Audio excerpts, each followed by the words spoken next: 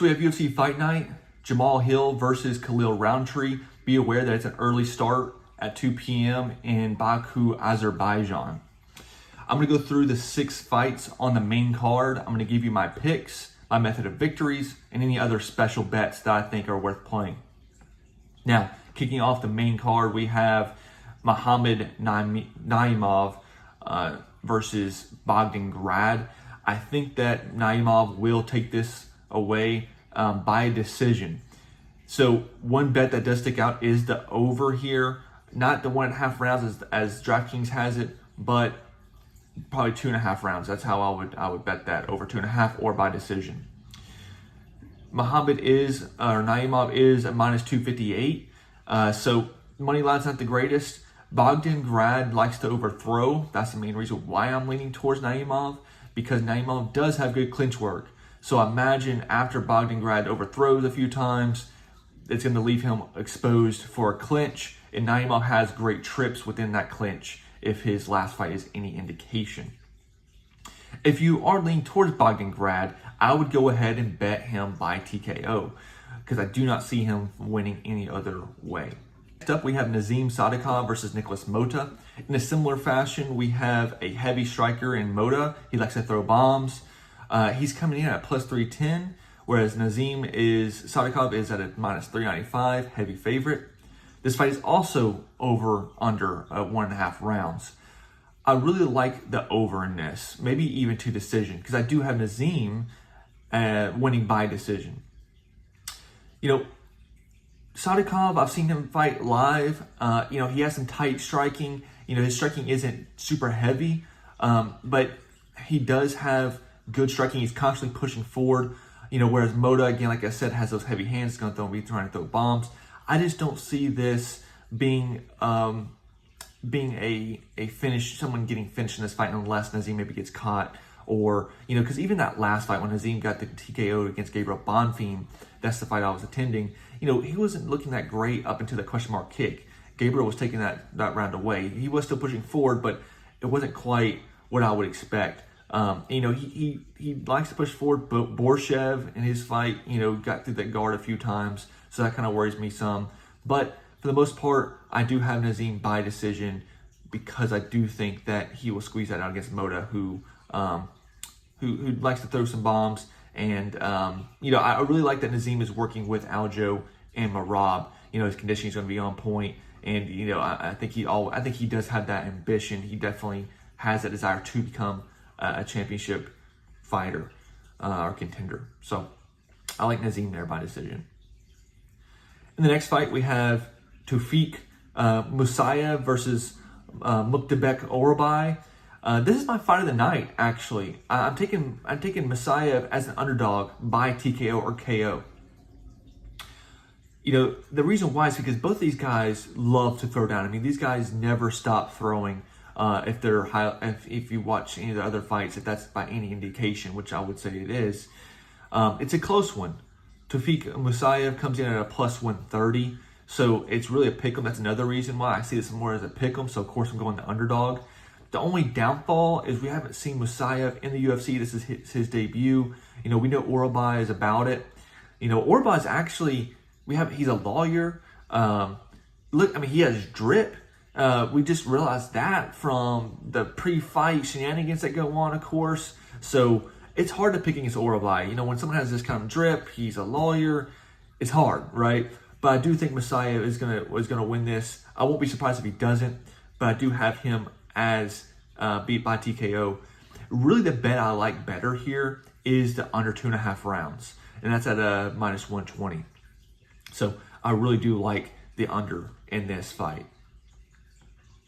Next, we have Curtis Blades versus Kuniev, Rizvan Kuniev. Keep in mind, this has been rescheduled 3 times since February. I don't really like Kuniev at all. He got caught using steroids. He's 13-2, if I'm not mistaken. But he got caught using steroids in his last fight in the PFL, I believe. Blades has been there. Blades has fought the best of the best. And when he loses, it is against those heavy strikers. It's Aspinall. It's Sergey. right? And we see, Sergey. The fluke shot against Derek Lewis, he's going for a takedown and got hit by an uppercut. Blades has been dominant otherwise. I don't see Kuniev deserving this position unless there's something I'm not seeing. He got controlled in the clinch up against the fence in the Dana White Contender Series. I don't see Kuniev as a newcomer facing Curtis Blades as really posing any threat. This really, to me, should be Blades at a minus 500, 600. I really am confused by that. So I have Curtis Blades by TKO KO. He has the experience. He has the elite skill. He's just an all-around better fighter, especially if we consider Kuniev. Was he on roids? Was he on steroids? All those other fights? And now he does have to be clean. There's a lot of things going on there that we have to take in consideration. So I do have Curtis Blades by TKO. In the next fight, some people are calling it the People's Main Event. It's the co-main event, though. It's Ignacio Bahamondes versus Rafael Fiziev. Fiziev is coming in at a plus 124 at the moment as an underdog. It's really a pick'em. Ignacio Bahamondes is coming in at a minus 148. I do like the fact that it isn't I do think DraftKings has it right, having it over as the favorite, 2.5 rounds. I think that both of them have finishing qualities, but I think this is going to be a very good back and forth fight on the feet. Although I do think that Bahamondes' method to victory is actually on the ground in this fight. We saw him against Turner, which I think is questionable to consider as a defiant win. And the reason why I say that is because Turner comes out and says that he wasn't really into it. He didn't really care to try to get out of the triangle. That tells me that this goes beyond just that one instance where, he's caught in the triangle and just taps just because he doesn't feel like working out of it. That tells me that his training camp probably wasn't as rigorous, that his mentality going into that fight isn't as rigorous. So I don't really put too much stock into that fight. I like Ignacio Bahamondes. I like him a lot. But I do think Fiziev does get this by decision. I think he's going to be a little bit too much for Ignacio. I think it's a little bit different competition for Ignacio. Fiziev is coming off 2 losses to a league competition, which is Justin Gaethje. So you got to be aware of the talent they're facing and kind of where they fall on this experience level. Fiziev has powerful leg kicks, has powerful, is very, very fast. I think pressure will be his key for this fight. Considering he had a full camp, didn't take this short notice like he did the Gaethje fight, all these things will be playing into his hand and into why I'm going by decision for Fiziev. Now, going on to the main event, we have Jamal Hill versus Khalil Rountree.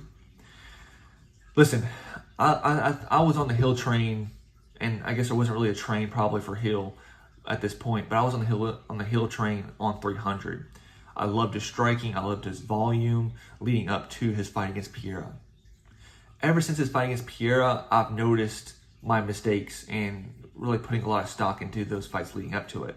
He beat Glover, an old, should have been retired Glover, for the championship.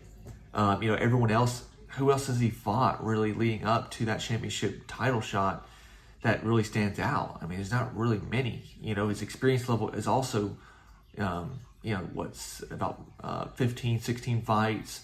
He's just, I think he has some good qualities, obviously. I think his kickboxing is very, very sharp. But his last fights, even against Yuri, has not looked like the Jamal that I saw leading up to this. And I think it is because of the level of competition in which he has faced since Pereira, or once he did fight Pereira. Pereira and Yuri just really exposed him. And I think Khalil's that same level. I think he's a level above Jamal here.